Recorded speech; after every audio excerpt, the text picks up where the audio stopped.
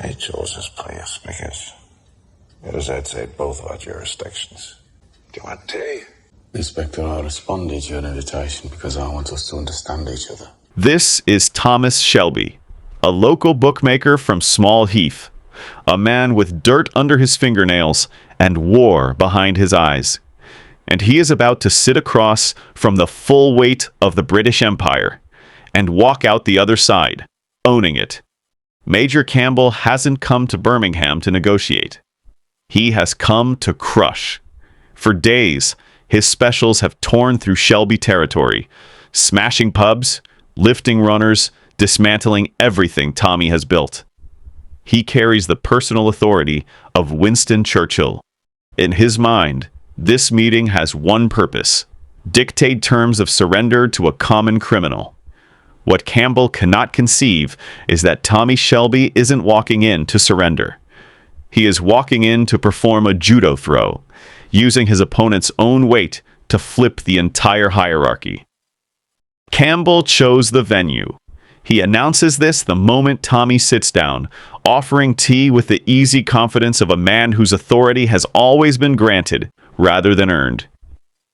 The Crown, the police, the state, every institution Campbell has ever served handed him rank by default. And so the parent-child frame he opens with is completely natural to him. He has never needed to earn a room. He has only ever needed to walk into one. That assumption is the blind spot Tommy is about to walk straight through. Tommy doesn't accept the frame.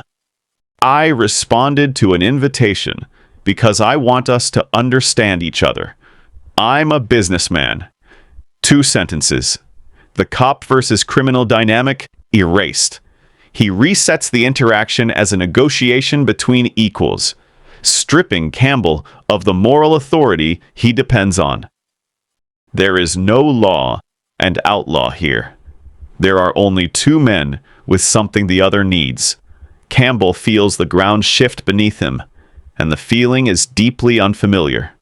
He has never been in a room where invoking his rank didn't immediately settle the question of who was in charge. So he does the only thing he knows: escalates. He produces a document with Tommy's sister's name on it, found in the bedroom of a known communist. My men found this in the bedroom of a known communist. It has your sister's name on it. Your family is compromised. Your loyalty is suspect. This provocation probe is a weapon Campbell has used throughout his career. He has no reason to expect anything different now. What he gets instead stops him cold.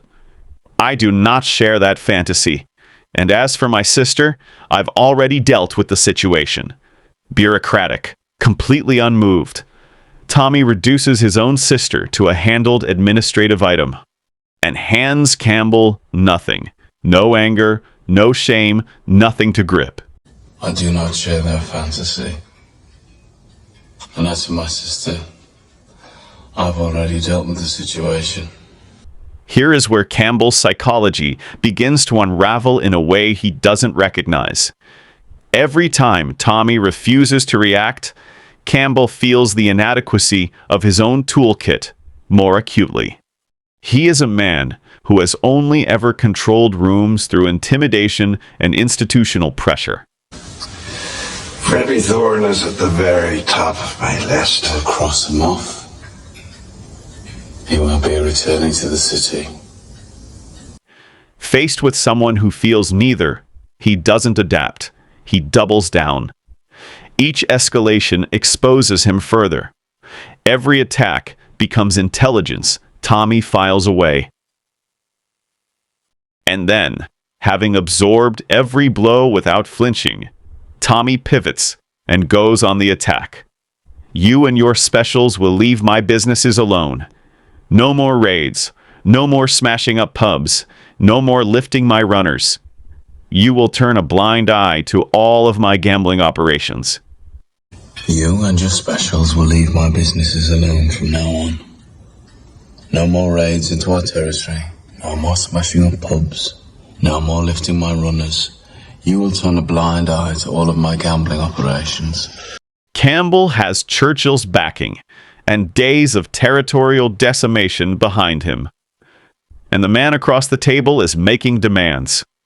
This is anchoring, an opening position so audacious it seems delusional. Tommy isn't expecting agreement. I have what you're looking for. I have the guns. 4 words and everything collapses. Who holds power? Who is exposed? Who has been performing confidence they don't possess? This is asymmetric information deployed at the exact moment Campbell's arrogance has made him most vulnerable. He doesn't say he found them. He says he has them. Present tense, controlled. He has transformed himself from criminal suspect into gatekeeper, and the weapons that define Campbell's entire mission are now behind a door only Tommy can open. I have the guns. Guns. When I used to play games. Wait. Possession alone is not leverage. Leverage requires consequence. So Tommy builds one. If I am taken into police custody for whatever reason, those guns will be shipped to Liverpool. From there, they will go directly to Belfast and be sold to the Irish Republican Army. Not a threat to hide the guns, a threat to sell them to the one organization that haunts Campbell most. Because this is the real knife in the wound. Campbell didn't just fail to contain the IRA in Ireland. That failure is the reason he is here, doing field work in Birmingham instead of advancing in London. It is the source of every overcorrection he has made since. The aggression, the need to be seen crushing rather than negotiating, the desperation to deliver a clean win that restores his standing. Tommy has read all of it. When I've achieved what I set out to achieve, I'll let you know where to find the guns. You'll be a hero. You'll probably get a medal. You'll be a hero. You'll probably get a medal. A face-saving story where Campbell played the long game and delivered through superior patience. He doesn't have to see himself as a man who bent to a gangster. I'd prefer if we don't shake hands on it. The last move of a man with no moves. Tommy doesn't let it land. Why would I shake the hand of a man who didn't even fight for his country? Why would I shake the hand of a man who didn't even fight for his country? He walks out with his business secured, his guns protected, and the most powerful man sent to destroy him now working on his behalf. But the significance of this scene runs deeper than one winning negotiation. What Tommy has just proven, to Campbell, to Churchill's apparatus, and to himself, is that institutional power is not the only kind of power. That the right information, deployed at the right moment, beats rank every time. That a man who cannot be shamed, cannot be threatened through ordinary pressure, and refuses every frame he is handed, is functionally impossible to control. This is the insight that will carry Thomas Shelby out of Small Heath and into Parliament. He will use this exact template: absorb, reframe, control information, offer a story, against MPs, against lords, against the entire political establishment. The adversaries will grow more sophisticated. The stakes will become genuinely civilizational, but the engine underneath stays the same. You are watching, in this quiet tea room, over untouched cups of tea, the first field test of a method that will take one man from the back streets of Birmingham to the corridors of Westminster. And the performance makes it all work. Campbell is loud, expansive, a man who needs to fill a room to feel powerful.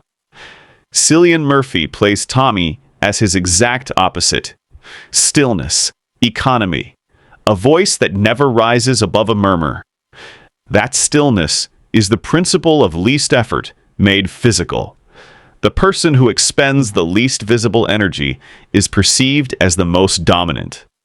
Tommy creates silence rather than filling it, and Campbell rushes to fill every vacuum with words, turning himself inside out while Tommy watches and waits. Campbell descended on Birmingham believing he was the civilizing force. He believed he was the protagonist of this story, and Thomas Shelby was the obstacle to be removed. By the time he stands up from that table, the story has been rewritten. Thomas Shelby isn't the obstacle. He never was. He's the one holding the pen.